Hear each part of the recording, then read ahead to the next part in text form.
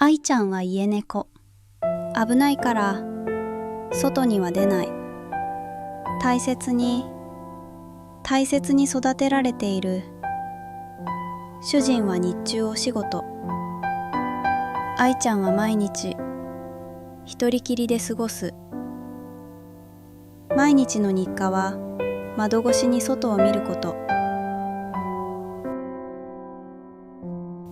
愛ちゃんは外に出たことがない。ひらひらと見つめる愛ちゃん。